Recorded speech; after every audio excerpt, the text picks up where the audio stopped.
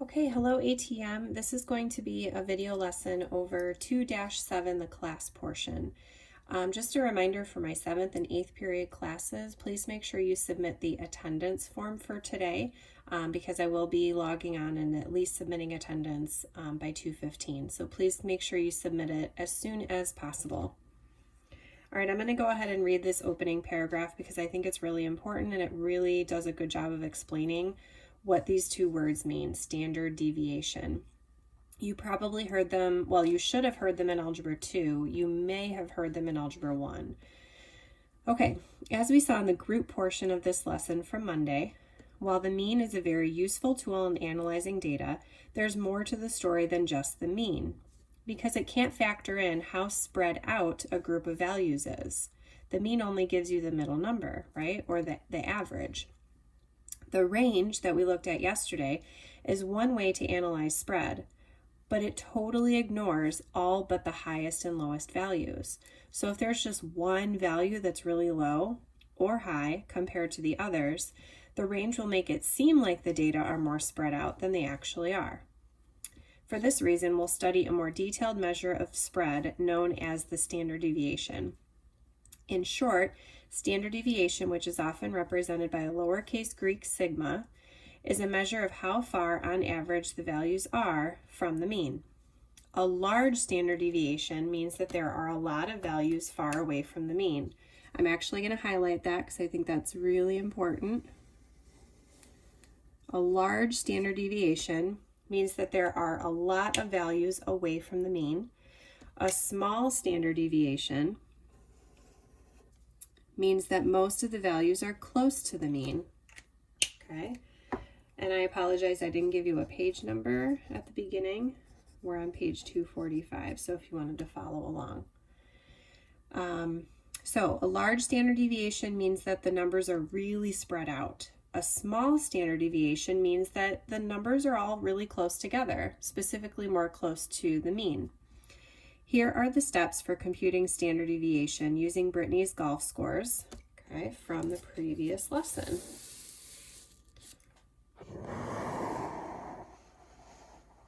All right.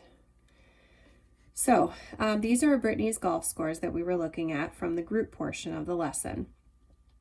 If you're finding standard deviation, the first step is to find the mean. Okay, we already did that in the group portion, so they're giving it to us again. It's 76.7. Okay, the second step is to subtract the mean from each data value in the data set. Now this is time consuming, which is why they're giving us this table. This is where we're actually measuring the spread. So it says fill in the second column of the table below. So this is quite time consuming. So what we want to do is we want to take the score that's listed in the first column and subtract the mean. So we're actually going to do, in this case for the first one, we're going to do 75 minus 76.7. In some cases, you are going to get a negative number, negative 1.7. In other cases, you're going to get a positive number. I'm not going to write all the work for all of them. I'll just show that first one.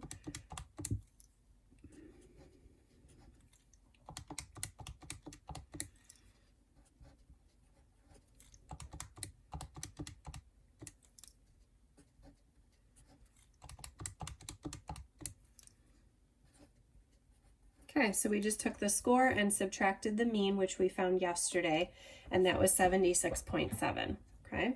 So that was step 2. It is rather time consuming, so we want to make sure we take our time and make sure we get it right. Now, step 3 says we need to square the differences that we found from step 2. It says this is a simple way to eliminate the signs. We don't want some of them to be negative and some of them to be positive, so if we just square each of them, we're not really changing the value. We're just changing it so that it's not positive or negative. Okay.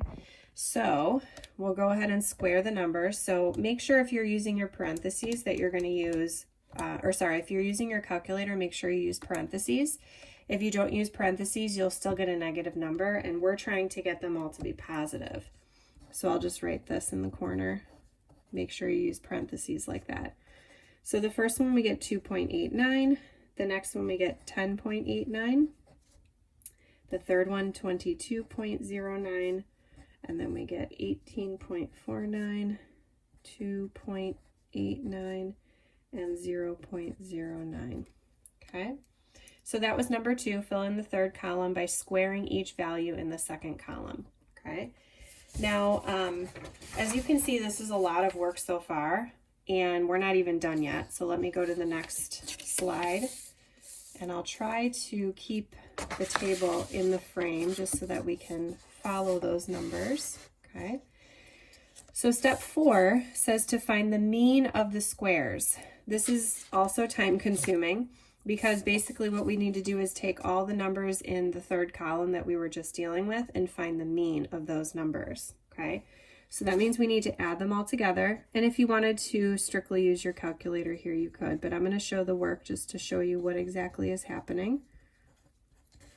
To find the mean of any set of numbers, you add them all together, and then you divide by the number of numbers there are. So in this case, we'll divide by 6.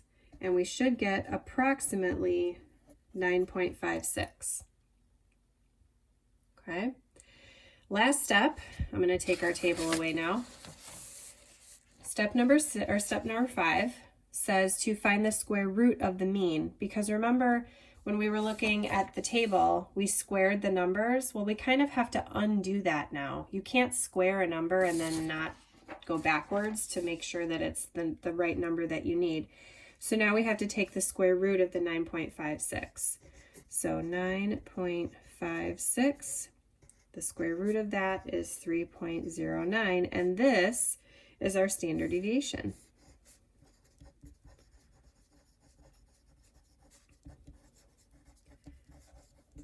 Now you might be wondering, well, what does that really mean, right? Towards the later part of the lesson, I'll explain a little bit more of what it means. What I'd like to show you now is how to find standard deviation on the calculator. So what I did was I went ahead and I already put the information in our list. So if you press Stat, go to Edit, we've done this before, and go ahead and pause the video so that you can enter the numbers, but you need to enter the data in L1.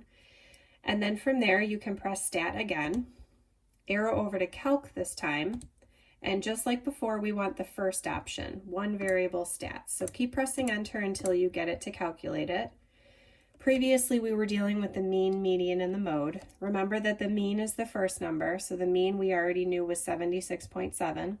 What we want now is the sigma with the x next to it. So kind of looks like that, okay?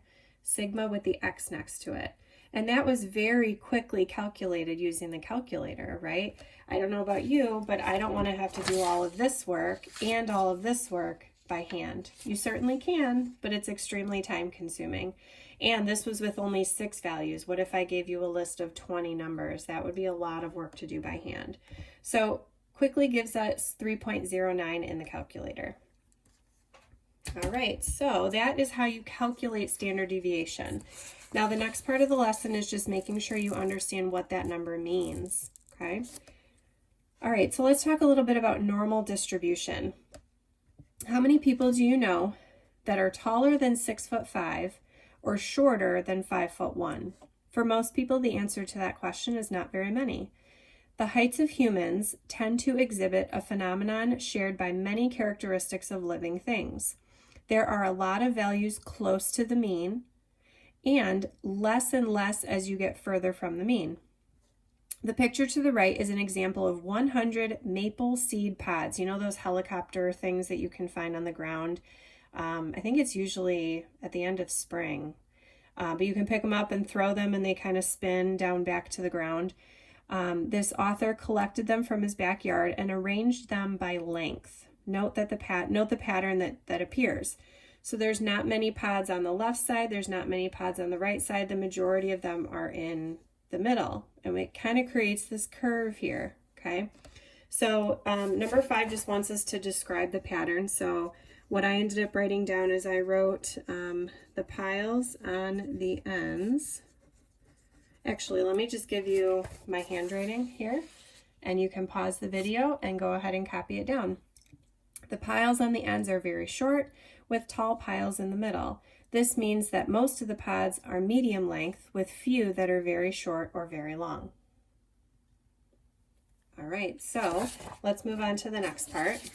That will hopefully shorten the video length a little bit. All right, so I'm going to read this next part as well. This phenomenon is so common, in fact, that data sets that follow a similar pattern are said to be normally distributed. Things like sizes of individuals, IQ scores, weights of packaged products, and lifespans of batteries or light bulbs are often normally distributed. I only collected 100 pods out of thousands, maybe millions on the tree. If I had collected a lot more of them, the picture would most likely have started to look a lot like the nice symmetric diagram to the right. When a group of data is normally distributed, we know the mean and standard deviation, and we know there's the mean and standard deviation. There's a rule that allows us to estimate how many data values fall within certain ranges. This is known as the empirical rule, and it's illustrated by the following diagram. So when you know a set of data is normally distributed, you can use this rule. It's called the empirical rule, okay? I'm going to zoom in just a tad so that you can see the numbers nice and clearly. Okay, the empirical rule says that when a data set is normally distributed, about 68%, and notice the 68% right here, it stops here and ends, or I'm sorry, it starts here and ends here. That's because there's 34% of the data here and 34% of the data here. 34 plus 34 is 68. So from this line here to this line here is 68%. And that is called one standard deviation. Then if you look at the next part, from here to here would be 2 standard deviations. And if you add up those percentages, 13.5 plus 34 plus 34 plus 13.5, that's 95% of the data. And then the last part, from here all the way to here, if you add up all those percentages, that gets you 99.7%. 99.7%. Now, that is 3 standard deviations from the mean, okay? So, what I want to point out before we move on, I want to make sure you guys have this diagram in your notes. I want to talk about very briefly these tails here. These tails have a value as well. And if you notice, from this line to this line is 99.7%. Subtract that from 100, 99.7. That means that the tails combined is 0.3, okay? The tails combined is 0.3, which means that if we divide that by the 2 tails, because there's 2 of them, right? The tails combined is 0.3. That means that each tail is 0.15% of the data. 0.15% of the data. So I want you to make sure that you have that in your notes, because that is going to come up with in some questions. You need to be able to know how much the tail is actually worth. Okay, so let's do an example where we are actually using the empirical rule and kind of understanding what this whole diagram means.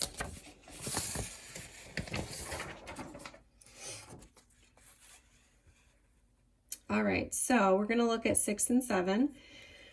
So, for example, the heights of American men are normally distributed. So knowing that it's normally distributed, we're able to use the empirical rule that we just learned about, okay? Knowing that it's normally distributed, those percentages that we just looked at are true.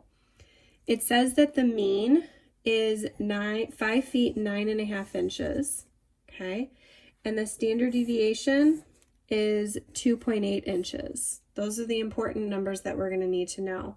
Now it tells us here using the symbols, okay? So underneath it, or off to the side, I think I'll go ahead and write that down. So the mean, which this Greek symbol is called mu, it's pronounced M-U, mu, is 5 feet 9.3 inches, okay? The single apostrophe is feet, and then the double apostrophe is inches. And then it tells me that sigma is 2.8 inches, okay?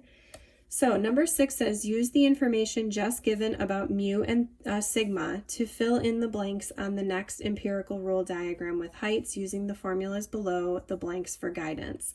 So you guys will actually be asked to do this on the next quiz where you're given an empirical rule and you have to fill in these blanks. It only wanted us to do these 3 in the middle, but I'm going to have us do all of the blanks. So I'm going to go ahead and drop those down, and we're going to fill those in as well. Okay, so since the mean is 5 feet 9.3 inches, that goes in the middle. 5 feet 9.3 inches. Okay, that goes in the middle. Now, it's super simple to fill in the rest of the blanks as long as you know what the standard deviation is. We know that the standard deviation is 2.8 inches. So I take the mean and I add the 2.8 inches, okay? Now, we have to be careful because if I take 9.3 inches and I add 2.8, oops, sorry, I forgot my plus sign, 9.3 plus 2.8, it brings me over a foot. Remember, a foot is 12 inches, right? So that means that going from 5 feet 9.3 inches and adding 2.8 inches, I am now over 6 feet because I went over 12 inches. So that means that this next line would be 6 feet and then 0.1 inches, 0.1 inches, okay? So it's a little complicated because we're adding inches and feet, but know that it's pretty basic. All we're doing is taking the mean and adding a standard deviation. Now let's do it again. So I need to now take 0.1 and add the 2.8. So now we're at 6 feet, 2.9 inches, and then we can do it again, plus 2.8. Now we're at 6 feet, 5.7 inches. Okay, hopefully that's in the frame there. There we go, 6 feet, 5.7 inches. Now we just have to go in the other direction, okay? So now we're gonna take the mean, the 9.3 inches, and I'm gonna subtract 2.8. And that gets me 6.5. So we're still in the 5 feet range, 5 feet, but now we're at 6.5 inches. Okay, now let's subtract 2.8 again. Oops, 2.8, and I'm at 3.7. So still in the 5 feet range, 3.7 inches, and one more time. Now we're at 0.9. So 5 feet, 0.9 inches. Okay, so that's how you fill out the diagram.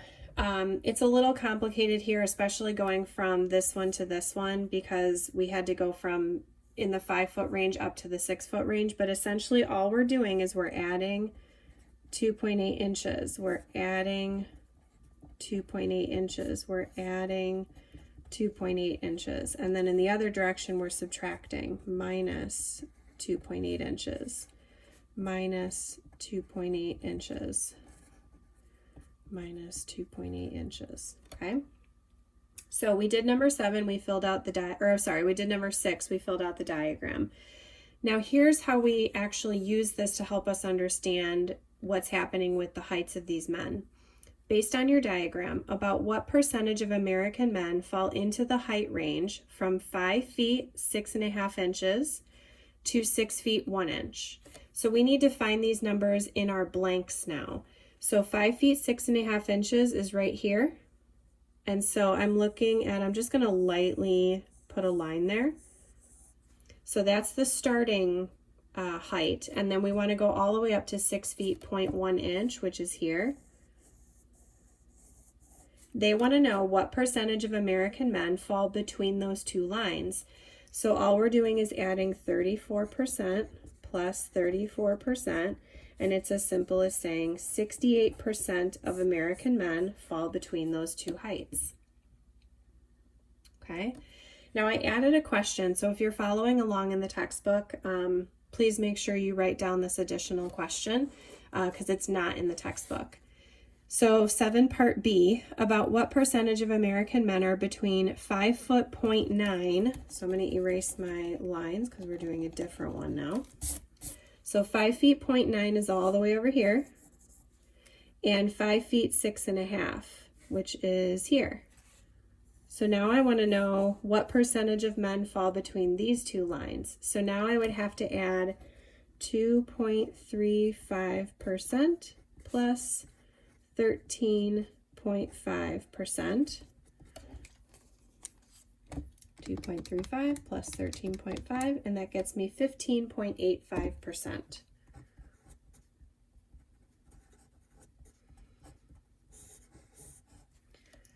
All right. Now, that's the end of the lesson, but we do have a did you get it that I would like to make sure we do. It is using this diagram here. What I want to do before we do that did you get it is I want to tell you that my favorite animal is a tiger. Okay, keep that information, maybe write it down if you'd like, because I might ask that for you in the future. All right, so let's do the did you get it. About what percentage of American men are between 5 feet 9.3 inches and 6 feet 0.1 inch tall? Okay, so let me go back to the diagram. Once again, I'll erase my lines. So the question said, what percentage of American men are between 5 feet 9.3 inches? So this is the starting point. And then we go all the way up to 6 feet 1 inch. That's the ending point. Now this one's pretty simple because there's no addition. In between these two lines, there's only 1%. So your final answer for this did you get it is 34%. All right, and that is the last part of this particular lesson. So I hope that you understood it. If you have any questions, don't hesitate to email me or comment on Google Classroom, and I'll try to answer your questions if I can. You guys all have a great Thanksgiving. Enjoy your time off. Enjoy time with family, hopefully. Maybe you'll be doing some video calls. And I will see you guys on Monday. Bye, guys. Happy Thanksgiving.